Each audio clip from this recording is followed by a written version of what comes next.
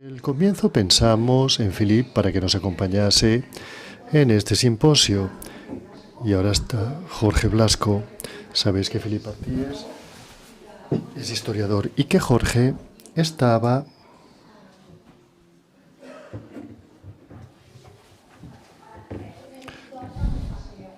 Demos paso a Philippe.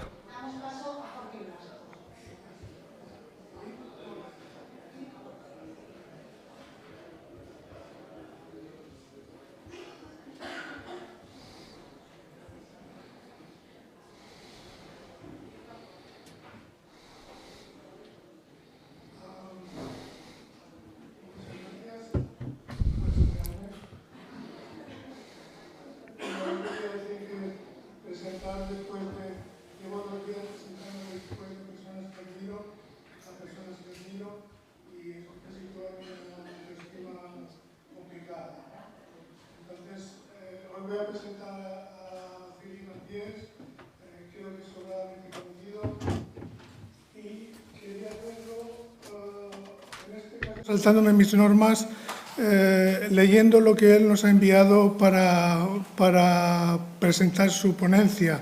Y luego unas frases que yo he rescatado de textos que he leído de él y que me parecen importantes. Son tres frases. Dice en su presentación: los papeles viejos no se convierten en archivos hasta que no han tenido un largo recorrido. Una serie de gestos que en primer término tienen el archivar. Los archivos son objetos vivos que manipulamos, trasladamos y mostramos según diversos métodos, componiendo álbumes, recopilaciones u organizando pequeñas exposiciones durante las reuniones familiares. Los archivos, para mantenerse como tales, son transformados, manipulados, erosionados. ¿Cómo se pueden transferir estas prácticas vernáculas a los archivos institucionales del patrimonio, sean museos o centros de archivo? Os decía que iba a leer algunas frases, ¿no? Porque creo que son fundamentales para los que conozcáis menos el trabajo de Artiés. Frases como: el yo fue tomado en serio. El investigador salió entonces de la biblioteca para ir a buscar huellas en lugares de almacenamiento inéditos, lo que en muchos casos constituyen verdaderos vertederos sociales. Otra frase que a mí me cautiva es: uno de los miembros de la familia, en este caso, se convertirá en archivista amateur, un tema que me interesa especialmente. Con ayuda de su guía de genealogista pondrá un poco de orden en sus papeles, escribirá con lápiz el nombre de aquellos que identifica en una fotografía. Y otra frase que a mí me parece fundamental es: hasta mediados de los 70 la historia se escribió así, en tercera persona del plural, pero en la senda de mayo del 68 el yo ingresó en la historia y punto final. Bien, me he ahorrado el currículum vitae, porque es algo sobre lo que él escribe a veces, y os dejo con su presentación que he querido resumir de esta manera.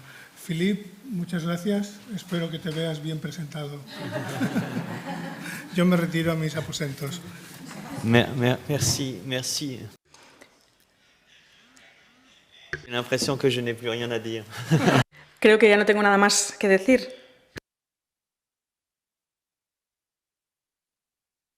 En primer lugar, quiero disculparme por hablar en francés. Seré el único en hablar en francés, pero quiero expresar todo mi agradecimiento al Museo Picasso y al Museo Nacional de Arte de Cataluña y a todos los amigos y colegas que han organizado este formidable encuentro, que se produce después, creo, de más de 20 años de reflexión en torno a estas cuestiones. De unas prácticas archivísticas, artísticas, de encuentro también con los historiadores. Y en este sentido, creo que es por ello que he sido invitado. También porque, como ya lo han mostrado magníficamente esta mañana, los archivos ya no son solo asunto de los historiadores, ya no es solo asunto de archivistas, sino que es un objeto social. Y para nosotros, como historiadores e historiadoras, es un punto esencial, es un camino esencial que tenemos que tomar. Ya no podemos considerar que hay el edificio de los archivos y luego al lado la sociedad. ¿Cómo tenemos que gestionar todo esto? Para mí, como historiador de la época contemporánea, es un gran reto, presenta muchas dificultades. Entonces, lo que voy a presentar en los escasos 20 minutos que tengo será muy rápido, pero voy a intentar oponer muchas cosas muy distintas de las que podremos hablar después, con esta idea de que los archivos hoy están en plena mutación material. Y aquello de lo que hemos hablado desde ayer por la mañana, probablemente pues son objetos muy diferentes y nos podemos preguntar, y hablábamos de esto en los pasillos ayer, si por ejemplo en Christian Boltanski, es decir, la idea de archivo no es más una idea de los archivos que lo que realmente son los archivos en sí, que están en el fondo de su obra. Y nos podemos preguntar si realmente los artistas y los archivistas hablan de los mismos objetos. No estoy seguro. Los historiadores con los que historiadores, historiadoras y archivistas, porque ahora trabajamos mucho juntos, creo que participamos en este cuestionamiento. Así pues, voy a compartir mis experiencias,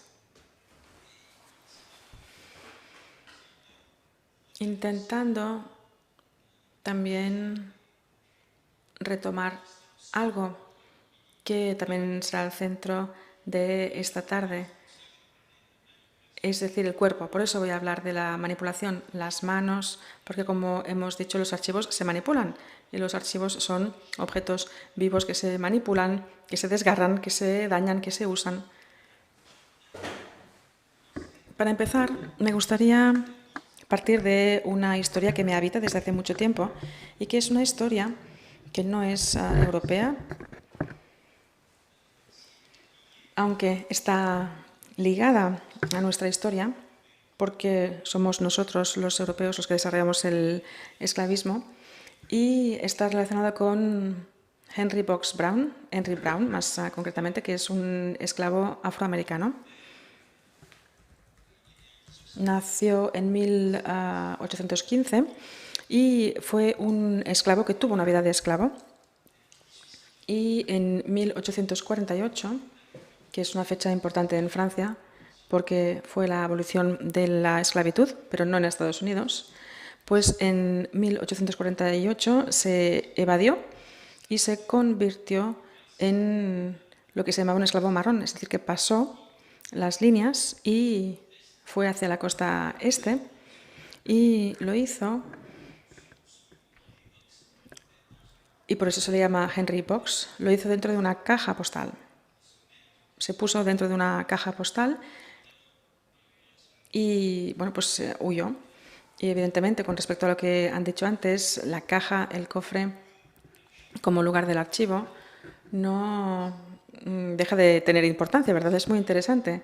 Entonces fue el único medio que encontró, compró esta caja, se encerró dentro y, bueno, pues a su llegada a Boston fue recogido por dos abolicionistas, Miller McQueen y William Steele. Pero la historia no termina aquí porque, de hecho, estos dos abolicionistas animan, y ya conocemos la importancia de estos testimonios, porque le animan a escribir su autobiografía, que se publicó. Y entonces él ahí hace su relato, el relato de su vida y de su huida.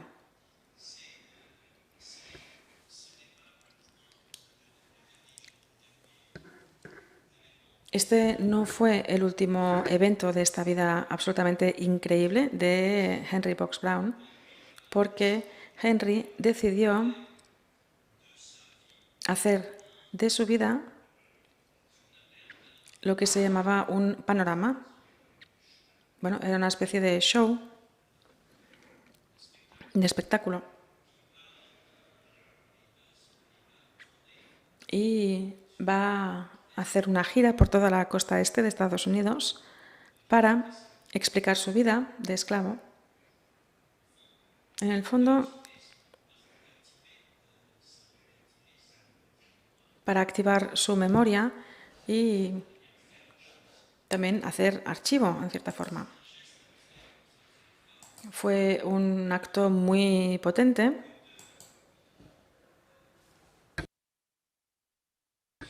donde no había ningún etiquetado ni ninguna inscripción.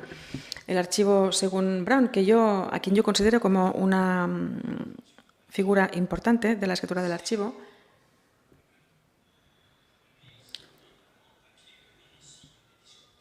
pues estuvo en forma de papel y también en otras formas, pero de esto solo nos queda esta pequeña imagen.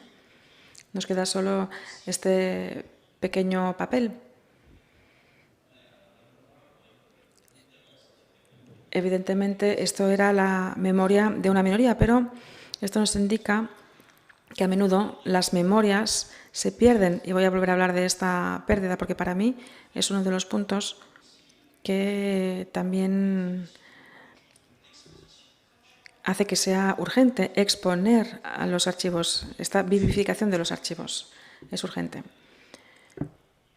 Entonces, lo que hace Henry Brown es, en mi opinión, inaugurar una forma de transformar la palabra. Es decir, él toma la palabra, pero no hace solo eso, sino que también se, incorpora, a nivel corporal, incorpora el archivo. Y lo digo en singular, en el sentido en el que los filósofos como Foucault y Derrida lo pensaron.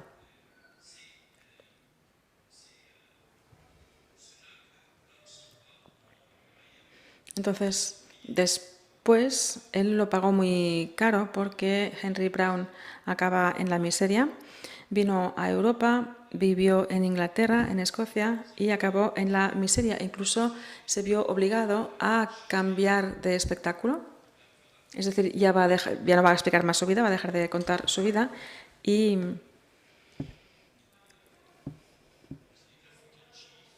se va a convertir en un African Chief, es decir, una figura diferente que representaba en las ferias y al final termina en la miseria. ¿Por qué, más allá de la metáfora, por qué la historia de Henry Brown me interesa? Pues porque, en primer lugar, nos recuerda cómo la toma de la palabra de los anónimos de la historia a menudo se basa en un tipo de discurso. Este orden autoriza, y esto quizás es uno de los límites de este aspecto, es decir, vemos cómo es un archivo autorizado, tolerado. No es un archivo contra la institución, sino que es un archivo que es tolerado y que se inscribe en una forma de rememoración. Henry escribió su autobiografía en un marco concreto, el del movimiento abolicionista. Hay otros tipos de documentos, de textos en este sentido, y él tiene derecho a hacerlo. Pero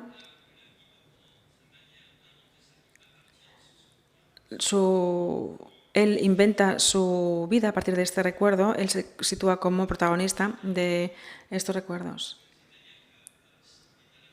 Entonces, a la vez es un iniciador y al mismo tiempo no fue seguido en su proyecto. ¿Por qué es importante Brown? Pues seguramente porque, al menos para mí, pone el acento en la cuestión de la revelación, el hecho de arrojar luz, y esta exposición con sus gestos digamos que no es ningún aspecto moralístico, pero para nosotros, para los investigadores hoy, en 2023, lo interesante es ver cómo podemos hacer ver aquello que no era visto, y creo que en la intervención de esta mañana también se ha hablado de esto. Si os parece, voy a hacer un recorrido rápido antes de llegar a casos concretos de experimentación a través de lo que el arte, en cierta forma, ha hecho para los historiadores, a través de encuentros y de trabajos suscitados por artistas, pero en los que yo he podido participar. El arte contemporáneo, y es un poco una perspectiva inversa, es algo estimulante para nosotros como historiadores debido a su relación, quizás menos, con los archivos que con los documentos. Entonces me gustaría evocar, en primer lugar, a un artista italiano, bueno, suizo, de origen italiano, Massimo Furlan. Quizás habéis visto este espectáculo anteriormente. Es un espectáculo creado justamente por Massimo Furlan en Lausana, primero en el Teatro del Vidi, a partir de una población de unas personas particulares, unas personas invisibles para el teatro. Eran inmigrantes italianos que literalmente ocupaban todas las tardes la cafetería del teatro, que nunca consumían nada y que jugaban a las cartas. Jugaban a las cartas, hablaban italiano, jugaban a las cartas y nada más. Entonces la gente del teatro, ya sabéis que en nuestras instituciones culturales a veces no sabemos qué hacer con este tipo de personas, porque claro, no se pueden discriminar, pero también nos ponen un poco incómodos. Entonces, ¿cómo tenían que gestionar esto? Entonces Massimo hablaba italiano y dijo, bueno, fue a ver a esta gente y les dijo, bueno, ¿qué hacéis aquí? Tal y cual, y habló con ellos y luego les propuso algo. Como a él le invitaban durante todo un fin de semana a ese teatro, el Teatro de Vidi en Lausana, les propuso que fueran unos, digamos, perturbadores del orden teatral, que alteraran el programa teatral. Lo que he olvidado de decir antes es que estas personas anónimas jubiladas realmente son una parte muy rica de la sociedad suiza, porque ellos son los constructores del templo de Tebas, como decía Brecht. Entonces les dijo, os vais a disfrazar de Superman, y estos jubilados aceptaron disfrazarse de Superman. Y evidentemente vais a pensar, un historiador que habla de Massimo Furlan, pero ¿de qué está hablando este historiador? Pero bueno, después Massimo hizo otra cosa con Claire et Beaupierre. Dijo, seguramente cada uno de ustedes tiene historias, tienen archivos, entonces vamos a intentar escribir juntos su historia. Y al final hicieron un espectáculo titulado Los Italianos. Hay algunos extractos en internet, así que si les interesa lo podrán encontrar fácilmente. Esta actuación artística para mí es muy importante porque en esa época nosotros estábamos haciendo otro trabajo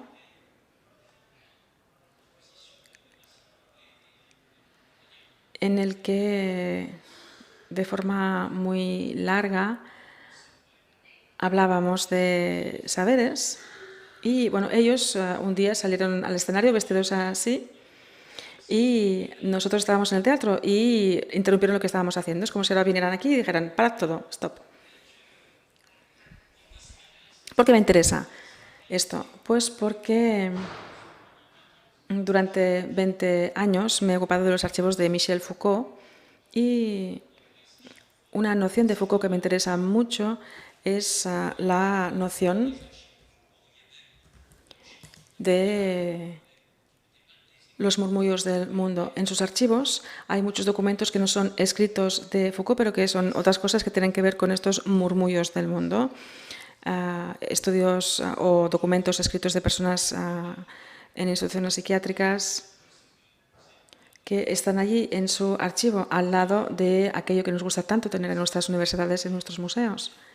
Eso que hablamos ayer, es decir, al lado de los archivos hay muchas otras cosas, hay muchos otros archivos que seguramente, en mi opinión, son más interesantes socialmente que los archivos del gran filósofo o del gran pintor, etc. Entonces, yo pues fui a la búsqueda de esos papeles y busqué en las papeleras, y os diré por qué busqué en la basura. ¿Por qué busqué en aquello que, en los restos de los archivos o de los documentos? Porque esto aún no eran archivos. Y quizás podrían llegar a ser archivos, pero bueno. A veces tengo la sensación de que hablamos de documentos, pero no hablamos de archivos. Para que sean archivos, en algún momento se tienen que transformar los documentos en archivo. Entonces, poco a poco intenté ir explorando todo esto, conservar todo esto en un rincón de mi despacho en París. Fui acumulando cajas con correspondencias anónimas, diarios anónimos. ¿Por qué? Pues porque este evento que se produjo en 2009, este acontecimiento, lo hemos olvidado. Así como también hemos olvidado, y me gustaría que lo olvidáramos menos, pero igual como los archivos del Estado de Haití se han convertido en un montón de papel. Tengo una foto, pero tampoco puedo mostrar todas las fotografías que tengo. Entonces, en un momento dado, la seguridad de que tenemos archivos, de que están consolidados, de que nunca se van a mover, no es cierto. Hoy no lo hemos hablado, pero con los archivos digitales se plantea una pregunta muy importante. Y la pregunta es, cuando estamos archivando, ¿no estamos matando el futuro? Porque sabéis que nuestras bases de datos tienen un impacto medioambiental que es una locura. Entonces, el pasado se está comiendo el futuro. Entonces, ¿cómo hacemos cuando por una parte el archivo se derrumba y por otra parte cuando tenemos un método de archivado que al final es una destrucción? Entonces, estamos en cierta forma destruyendo el futuro. Y realmente es una cuestión política que tenemos que plantearnos. Y esto me lleva a la hipótesis de Sebald, que seguro que conocéis. Hablando de la literatura como los artistas nos obliga a pensar de una forma diferente en nuestra relación con los archivos. Con Sebald hay esta idea de que ya no queda nada, de que hay que reconstituir los archivos. Y la idea de que la catástrofe, de que se ha producido una catástrofe y la catástrofe evidentemente es lo que Ringelblum también muestra. Para mí, Emanuel Ringelblum es la figura mayor de la archivística del siglo XX. Es un historiador que dentro del gueto de Varsovia, viendo que los nazis van a liquidar el gueto, decide crear un archivo, una colección de archivo de la vida en el gueto, pero más en general del Jiddishland, que literalmente será borrado del mapa de Europa, porque la destrucción de los judíos de Europa no es solo la destrucción de los cuerpos, sino que es la destrucción de una cultura, es la destrucción de los rastros. Y entonces Ringelblum hizo esta acción tan potente de crear esta colección y se pudieron encontrar 2 de estos bidones, 2 de estos contenedores. Ahora, vuelvo sobre el hecho de que los archivos, tal y como son y están hoy en día en nuestros depósitos, son archivos que... Esto es una imagen del archivo de las Bocas del Ródano en Marsella, no está muy lejos. Pues son documentos que las personas llevaban encima. Cuando disponía estos documentos así, para tomar la foto, de hecho, son casi como piedras de las tumbas, porque es lo único que permanece, lo único que queda. Y dentro hay algunas palabras personales. Es el único archivo que queda, pero que está íntimamente ligado con el cuerpo, unido al cuerpo, porque estos archivos son unos cuadernos que los obreros debían llevar encima para ir de una ciudad a otra, para ir trabajando de una ciudad a otra, y era una obligación, era como una especie de pasaporte.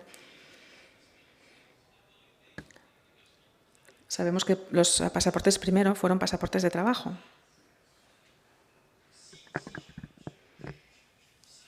Entonces, digo esto porque me parece que no se trata en absoluto de hacer que los archivos sean como fetiches, sino que tenemos que plantearnos cómo gestionamos estos documentos que se han desencarnado. ¿Cómo hacer para compartirlos? Porque no hay archivo si no es compartido. Esto salió mucho ayer. Vimos hasta qué punto es importante encontrar nuevas formas de compartir los archivos y esta tarde lo vamos a ver con un espectáculo. Y hay 1000 formas de hacerlo. En la historia llegamos rápidamente al libro. Yo he intentado desarrollar cosas dentro del libro. Es lo que yo llamo la escritura por montaje. Con Dominique Khalifa, mi compañero desaparecido, historiador del siglo XIX, intentamos remontar, es decir, montar, recortando a partir de diferentes archivos, intentamos remontar la vida de Vidal, un asesino de mujeres, y de hecho utilizamos archivos sociales. No utilizamos los archivos de este asesino, sino que hicimos el libro a partir de los archivos que pertenecían a diferentes mundos. Hicimos lo mismo con Thérèse de Lisieux, esto lo paso muy rápido, para llegar finalmente a esto. Después de Henry Boxall me gustaría hablar de esta otra práctica. Es una práctica más anglosajona que latina, que consiste en hacer estos scrapbooks.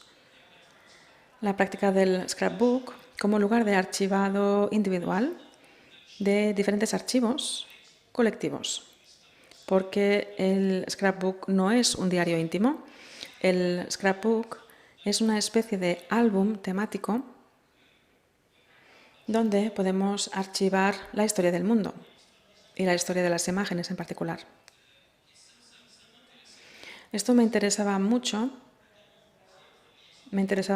intentar trabajar con scrapbooks creados en Canadá en el momento del nacimiento de los primeros quintillizos en una granja de Ontario.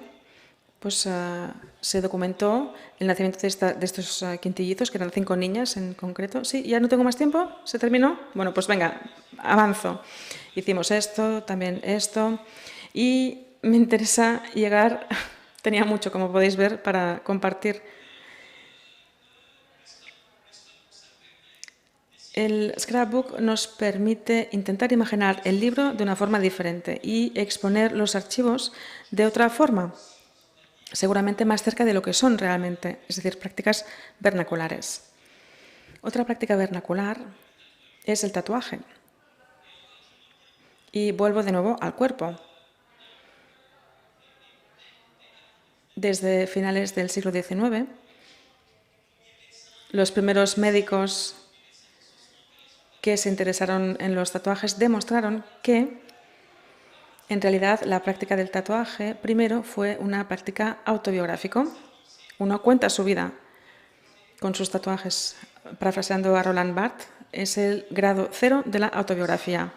Uno se escribe cosas en su cuerpo, porque es el único apoyo que tenemos, el único soporte que tenemos para conservar un archivo propio. Ya no es solo un cuaderno que llevamos cerca del cuerpo, sino que también es el tatuaje que llevamos encima de nuestro cuerpo. Y bueno, aquí me veis, seguro que no me reconocéis, pero soy yo.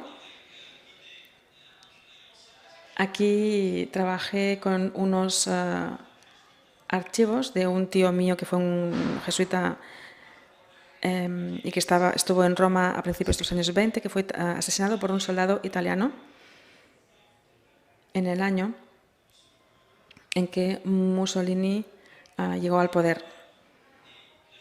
Y yo tenía muy pocos archivos y lo primero que hice, llegando a la Villa Medici en Roma, fue irme a comprar una sotana y llevar esta sotana durante 5 días. Con una voluntad, evidentemente, de producir archivo. Y toda la cuestión, digamos, que me motivó a estar un año en Roma y a escribir un libro, fue producir archivo y reinscribir o producir a partir de este evento olvidado un archivo. Claro, Roma es la ciudad de la epigrafía, es la ciudad de la escritura expuesta, es la ciudad de los archivos. Esta mañana lo decíamos, el archivium es el primer centro, el primer lugar, el primer edificio. Entonces, como historiador, inventamos, como historiadores, a inventar en el sentido de descubrir. Y bueno, esto es lo que quise hacer. Este fue el resultado, un pequeño libro que titulé Juegos de Historia. Veis que aquí está la sotana otra vez. Y no había ningún aspecto antirreligioso en esta práctica en absoluto. Lo que quería era experimentar lo que constituye la principal identidad vestimentaria de este tío. Evidentemente hice todo lo que tiene que hacer un historiador, leí la Gregoriana, etc., pero empecé por esto. Evidentemente fue asesinado, así que intenté ver cómo era eso. Y bueno, intenté reproducir cómo era que a uno le asesinen en una calle de Roma. En aquella época no había tantos jóvenes fascistas, sino que en esa época, es una época que aún es nuestra, que hay que evocar, que sigue siendo nuestra. Es la situación de los inmigrantes. Y bueno, aquí vemos a jóvenes inmigrantes que venían de Libia en ese momento y bueno, estaban allí en Roma. Pasó esto y llego al último ejemplo, que quizás podamos retomar después en el debate, y es el hecho de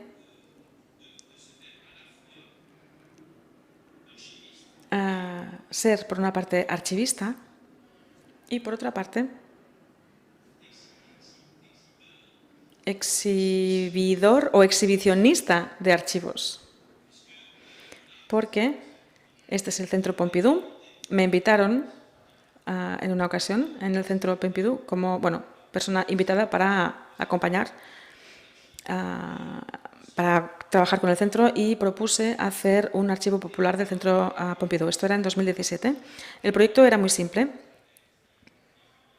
Tenía una oficina de cartón, es decir, como un funcionario público, y la gente venía a verme. ¿Y por qué la gente venía a verme? Pues porque partí de la hipótesis, porque desde que tengo 15 años voy a menudo al Centro Pompidou, pues yo tenía la hipótesis de que era un lugar en el que la palabra circulaba. Y entonces la gente venía a hablarme, a explicarme, a mí y a los demás, pues recuerdos, sus memorias, sus recuerdos sobre su relación. Digamos, eran cosas que no están en los archivos administrativos ni ningún tipo de archivo. Y la idea era que quizás para los historiadores una cuestión importante es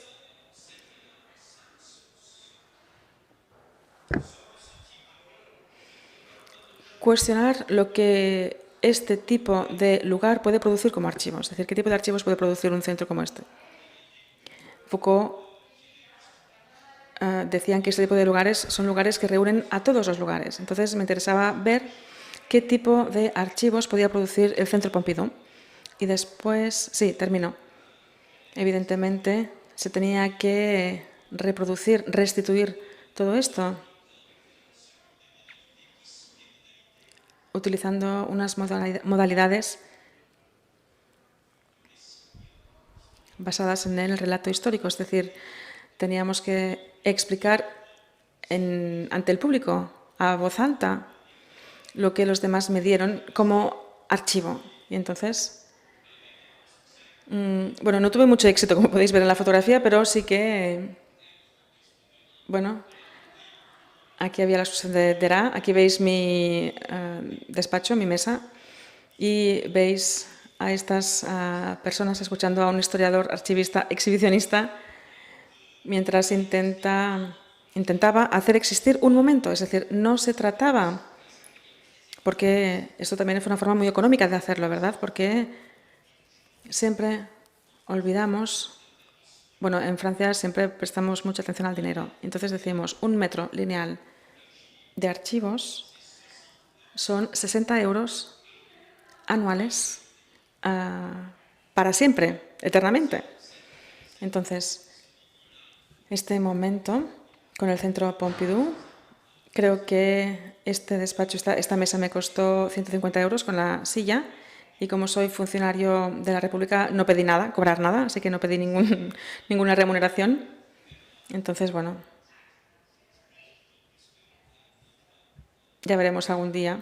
Y además, lo digo esto ahora en un momento en el que mi amado país está en una crisis profunda. Entonces, no sé cuándo vamos a salir de esta crisis. Pero bueno, en cualquier caso, el archivo o los archivos son, gracias a los artistas, también pueden salir de las paredes. Y creo que es uno de los principales retos para justamente evitar que los archivos dejen de ser ciudadanos y que se conviertan en un lugar apartado de la sociedad. Me gustaría que hubiera ganas de hacer archivos por todas partes y que hubiera una balcanización total de los archivos. Probablemente esto haría que nuestro mundo común pues no estuviera más separado. Gracias. Me sabe mal porque me he alargado un poco. Gracias por la atención.